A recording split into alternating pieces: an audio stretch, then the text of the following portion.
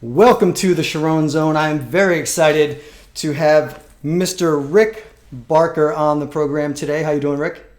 Good, thank you. I love that jacket. Thank you very much. America. Yes, America. It's President's Day. So Rick is very well known for many things, and let's go over the list. Taylor Swift's former manager, co-wrote with Wade Sutton, correct? Yep. The $150,000 music degree book. Yep. Rick is a creator of multiple online courses. Rick is the host of the Music Industry Blueprint podcast, among many other things. So what I'd like to do is basically just pick your brain and get as much useful advice as we can for most of the people that are listening and watching are up and coming musicians, songwriters, singers, artists. So I just wanted to start with I was reading some stuff about you, and when you were working with Taylor, you gave her this great advice about 500,000 people. If you could speak on that a little bit.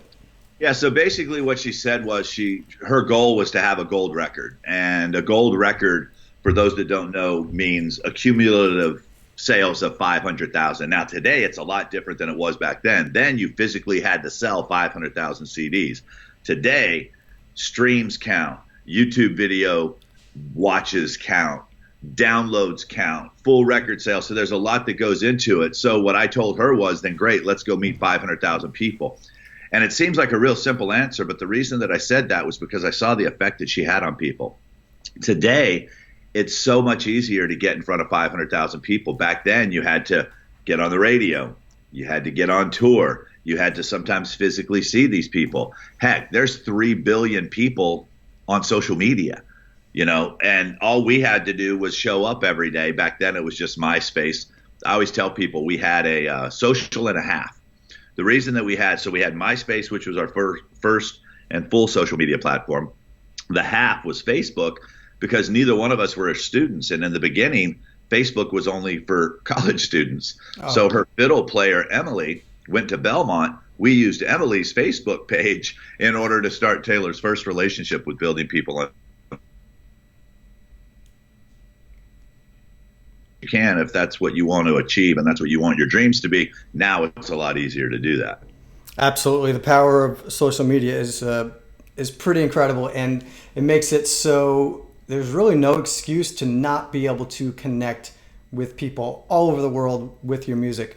I want to talk about this quote that I read as well. This is phenomenal. I want to talk a little bit about work ethic and determination, but sure. You have a quote that you have all these clients and everything that you work with, and you said, "We can't teach you to wake up every morning and be willing to do the things that are uncomfortable."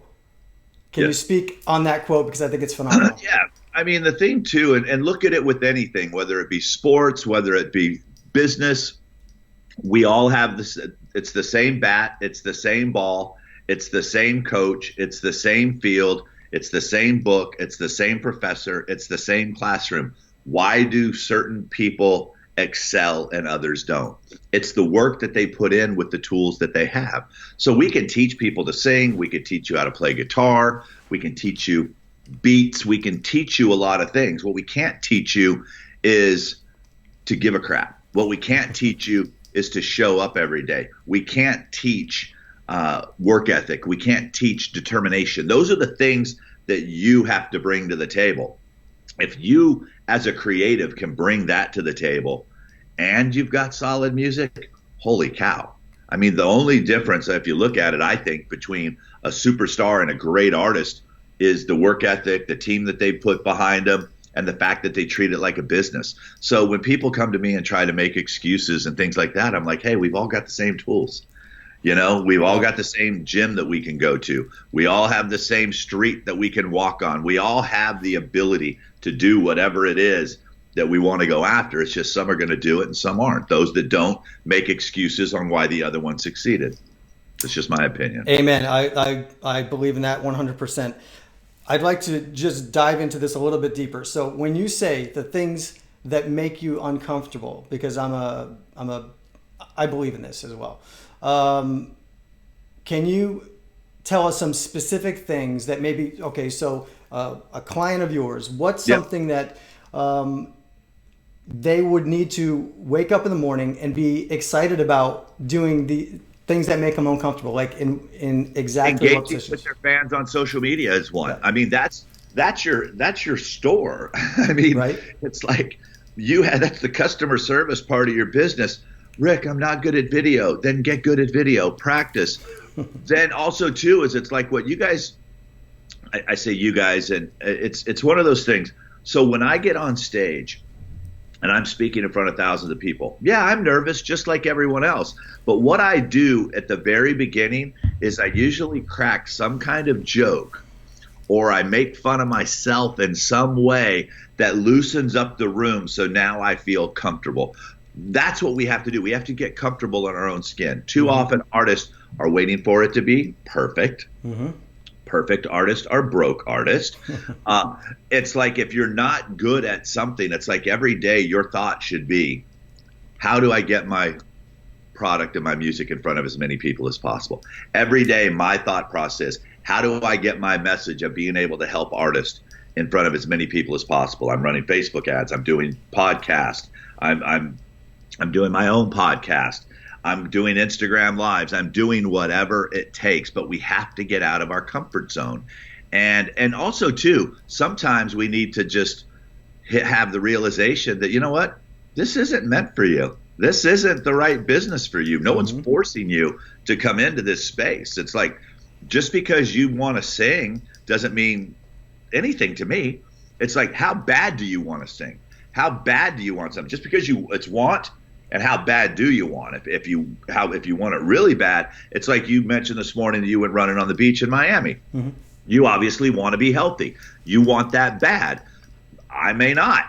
So I may not look as pretty as you. I may not look as fit as you. That's a choice. We both had that choice when we got up this morning on what we wanted to do. But how bad do we want it? What is our determination? And that's the thing with musicians and creatives. And it's not just musicians, and I'm not here to pick on anyone. I'm as guilty as everyone when it comes to slacking off sometimes. Excuse me. But for around creatives there's this pity. It's like this pity party that woe is me. They're like Eeyore. It's like, woe is me. No one wants to hear my music. Maybe your music sucks. Maybe you're not doing enough to get your music in front of people. Woe is me. No one showed up to my show. Were you promoting your show? Okay, stop promoting. Start inviting. Realize you're a digital marketer. Did you sit down and have a plan to put butts in the seats? Usually not. Woe is me. It's like enough already with this pity party that most artists are throwing for themselves. Luckily for me, those aren't the people that I attract. Yep. I repel them. Mm-hmm. My marketing, my advertising, my promotion, everything I do, I repel those people. And you do that on purpose, which I think is I can't help them. Yeah. It's like, but if someone gets like, dude, I'm willing to put in the work, roll up my sleeves, I'll get the music right. I tell people, you guys create it. I'll show you how to get rid of it. But we've got to have something that people want to hear. We got to have something that can impact people. Songs are emotion. We need to go find where those people are and get into those emotions with your music. But the excuses and all that stuff, I don't play that game.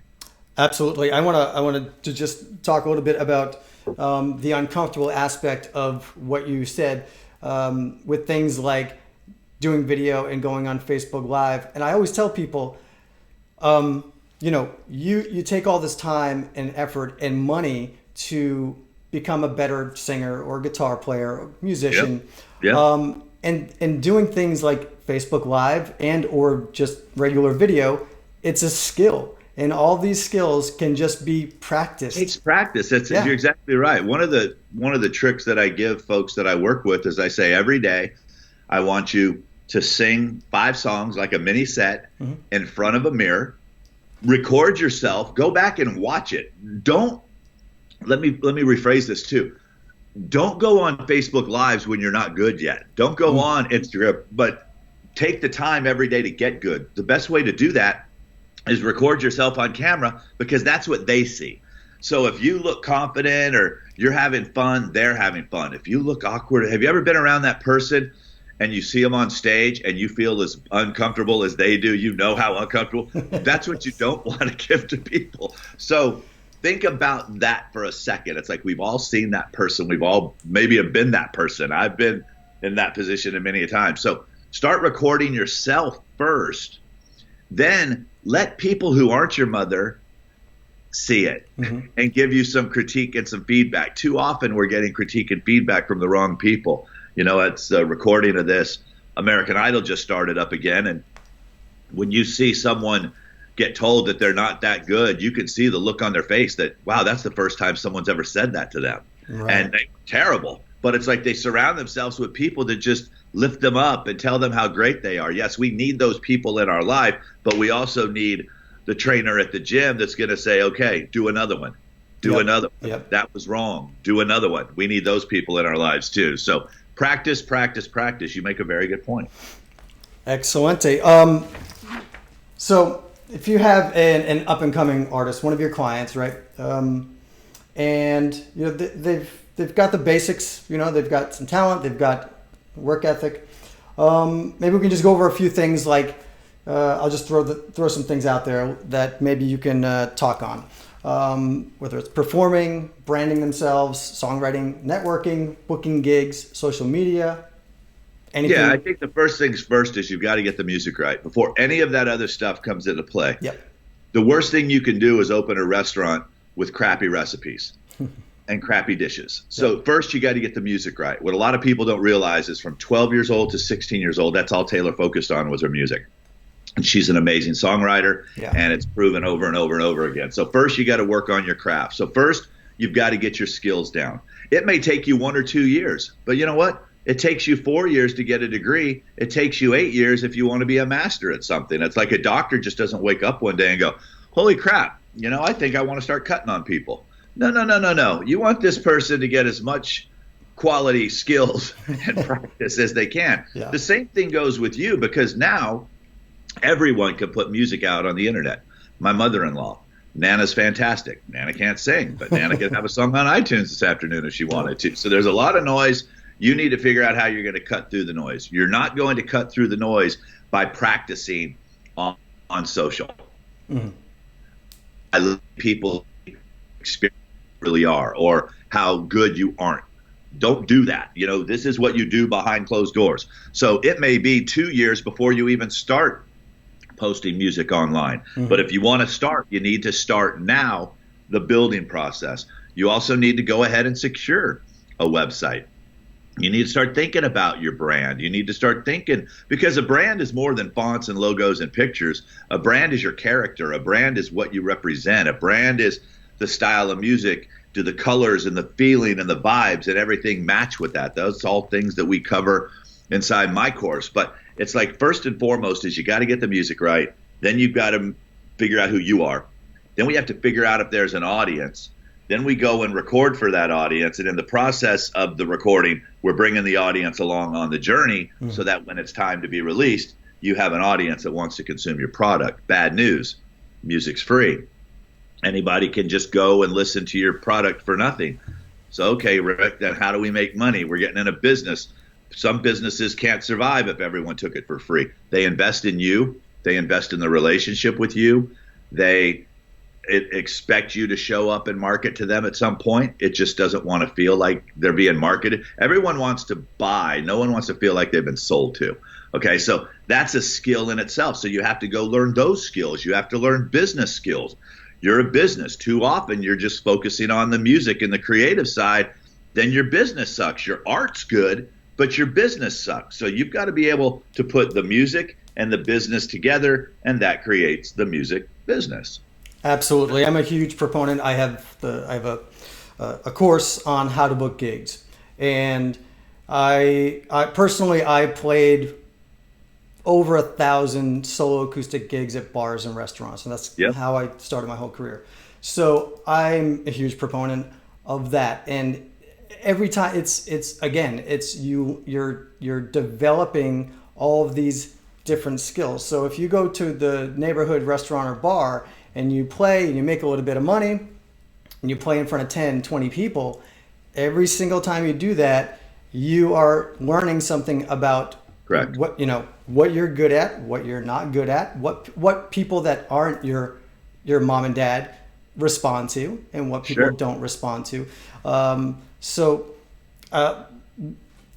When it comes to booking gigs, that's what that's my big focus. You're the expert on that, yeah. Yeah. Do you have any advice from your perspective? Yeah, I mean, I think too is that you have to book the gig that you're qualified for. Yes. I think a lot of times everyone will come to me and they go, "Hey man, I want to get more opening act slots and I want to open up for bigger artists." And I'm like, "Great, how many live band shows have you played?" "Well, I'll put a band together for this." Well, you're not quite ready for that then, right. So you need to just, what's the best way to word this? Be okay with where you're at right now. So first things first, for a lot of people that do the singer-songwriter guitar thing, I think it's better for me if I give some advice versus, one is don't accept a gig you're not qualified for, and this can't be your first time, but don't close your eyes. Too often the singer-songwriters, and we have that a lot here in Nashville, you've been here a lot, is that they're kind of closing their eyes. Well, it's really hard to see what the audience is vibing with. It's really hard to connect with the audience. You want to know if your songs are working or not. You can't do that if your eyes are closed. Totally. So one, you need to be able to make a connection with just you and your guitar. Ed Sheeran could sit in an arena with 20,000 people, and hell, this guy has full bands open up for him, and then he comes out and plays with just him and his guitar. So don't think that you have to have this big elaborate production in order to be successful. You don't have to have, I just want to jump in, you don't have to have any kind of production or it to be a big, huge opening spot show for you to connect with people. And, even at the smaller shows, it's easier I agree. To connect with people. And then, before you get on and after you get on. Well, and also too, have options for the promoter. Maybe it's you by yourself. Maybe it's a duo. Maybe it's a trio. Maybe it's a full band. One of the artists that I used to work with as a duo, we would get a lot of opening gigs. We went out on a whole little big town tour because they were just a duo and all they needed were 4 inputs. It didn't take a lot of space on the board, so be open to that. Be accommodating as you possibly can. Don't be that person when you're in the beginning stages. You want to come across professional. So if you're being a to the guy, whatever, because you don't know something, that will kind of get around too. So when booking gigs, use references. Once again, practice, practice, practice. I think that's what this whole thing is about. It's like, don't just because you got your driver's license doesn't mean you're ready for a Ferrari. Right. There are all these skill sets. Let's start with the automatic before we go into a stick. It's just, and that's the hard part. I mean, in all the webinars I do and all the trainings I do, I always tell people the one word that is so important in an artist's career, but the one that they seem to neglect the most is patience. Yes. Everybody wants it right now because the world we live in is we see everybody up here. But what happens is for most of them, we didn't get to see the journey. So you're trying to shoot here without covering this part of the process. We have to cover this part of the process. If you do not, I know it's cliche, if you do not build the foundation, but before the foundation's laid, you better have the right blueprint. That's why my business is called the Music Industry Blueprint. If you have a foundation for a 3-bedroom house, but your blueprint calls for 5-bedroom, two rooms are collapsing. So you've got to make sure you have the blueprint in place. Then you've got to get that solid foundation. You've got to bring in the right contractors that are experts and specialists. It's like the general contractor is like the manager. He kind of oversees the whole entire house project. Mm-hmm. But what he's doing is he's getting the tile guys and the roofing guys. The person who's laying the tile in your bathroom is probably not the same person painting the walls. It's not the same person doing the plumbing. They bring in experts in everything. You guys need to go out and get experts in everything. If you're a younger artist, your parents can only take you so far. No disrespect to parents, but this isn't your job. Most of you don't know this business, and most of you are killing your kids' chances by trying to carry the ball on this thing for a little too long. Mm-hmm. At some point, you need to get some expert advice, even if it's pay for an hour consultation with someone to kind of take a look at what you have and then help you guide that next steps. But too often parents are trying to do this on their own. to save a couple bucks. Oh, we'll figure it out. It's like, they're not asking questions. It's like if a doctor walks into the room and just starts cutting, it's like, no, let the doctor ask you questions. If people are just coming in with a one-all cure-all for you, that's the wrong person. Yeah. Every situation's different. No two artists' career paths have ever been the same. Absolutely. And I see this a lot where parents are kind of over helping, and a lot of things can happen. If you're a young artist and you're letting someone do all the uncomfortable work, like you were saying, then you turn 18, you turn 19, you turn 20, and all of a sudden it's not a novelty that you're young, and you don't have the skills to run the business yourself because your parents have been doing it the whole time.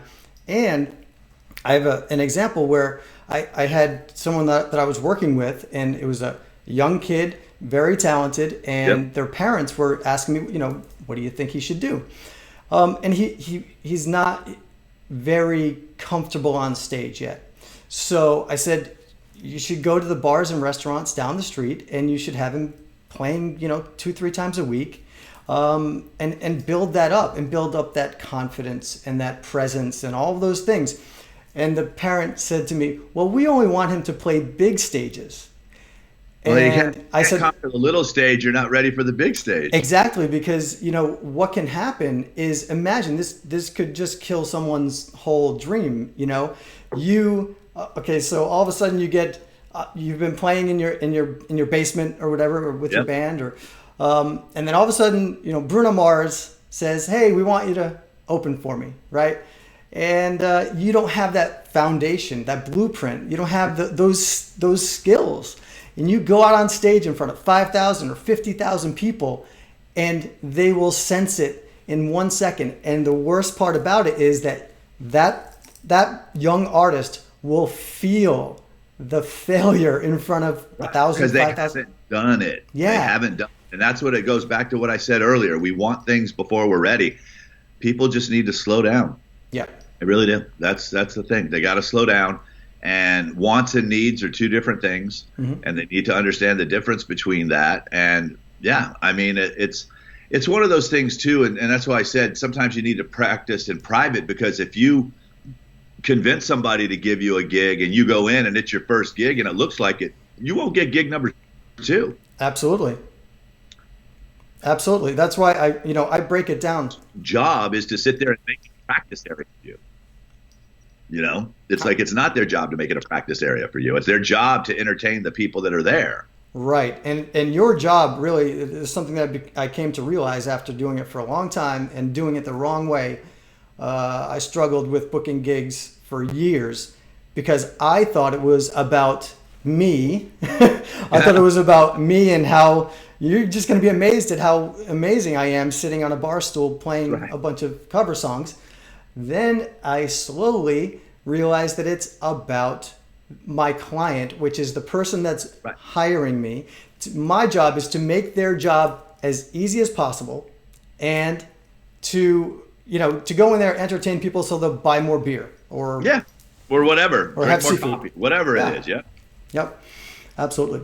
So I want to kind of wrap up with just I want to learn more about what you do with your clients. And then after that, just let us know where somebody can find you and reach out to you. Yeah. So every Monday I have a podcast that comes out, the Music Industry Blueprint Podcast. I do weekly videos on YouTube. Best way to connect with me is rickbarker.com. But what I do right now is for the first time, I started offering this a few months back, is I now do personal management, and I do it for hundreds of people. And people are like, okay, wait, how can you manage hundreds of people? The reason I can do that is because I don't do day-to-day management.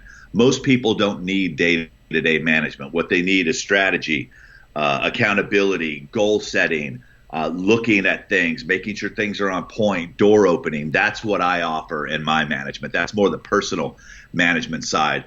I have, year-long programs that I'm working with people, helping them advance to that level. It's all done online, daily management calls. I also have some great free trainings that are out there. Right now, social media is changing so fast. So I currently have social media for music, just go to socialmediaformusic.com and you can see a free training that will show you the most up-to-date tactics to help you put butts in the seats, get on playlist, grow the fan base, monetize the fan base. What are artists doing right now to have that success? We talk about that.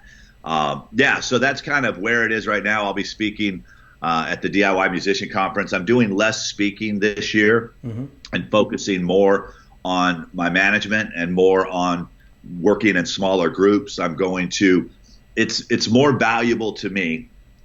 Instead of being on a stage in front of 2,000, which is great for the ego, I would rather be on a 4-hour weekend Zoom call with 100 artists, all teaching them how to run Facebook ads or Instagram ads or things like that. So I'm doing what are called virtual summits. I'm doing a lot more of those versus going out and speaking, because then people, I mean, let's face it, traveling, hotel rooms, having to eat dinners out every night, that can be very costly. I would rather have 4 or 5 of these workshop trainings online where you can do it from the comfort of your home, kind of like what we're doing right now. So I'll be doing more of that this year.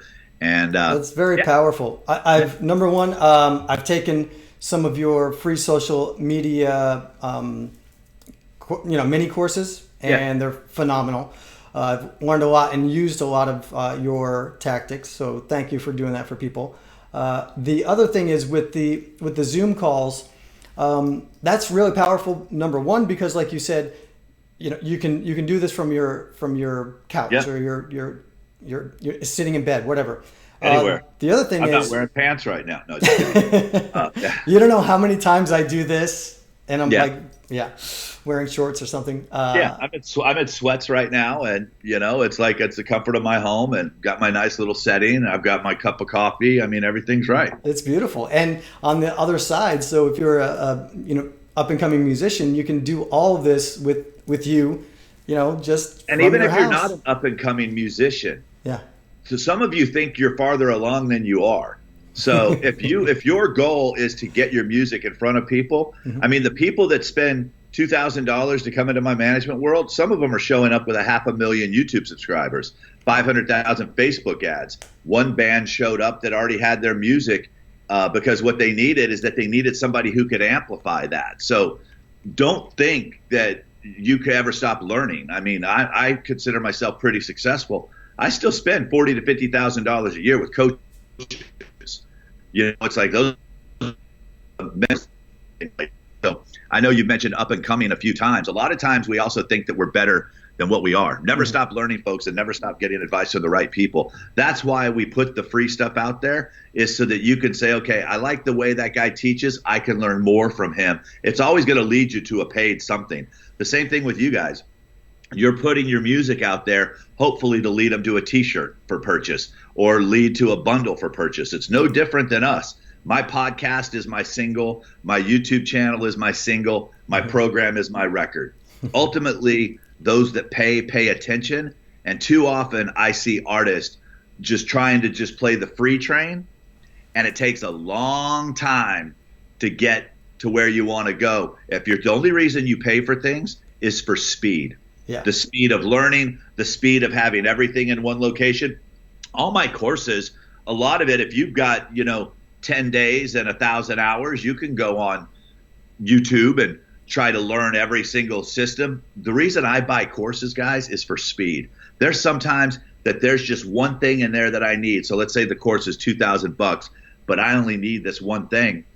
Somebody's going to go, you spent that much money just for one thing? I said, no. I spent this much money to solve this particular problem, and now I've been able to generate this amount of money.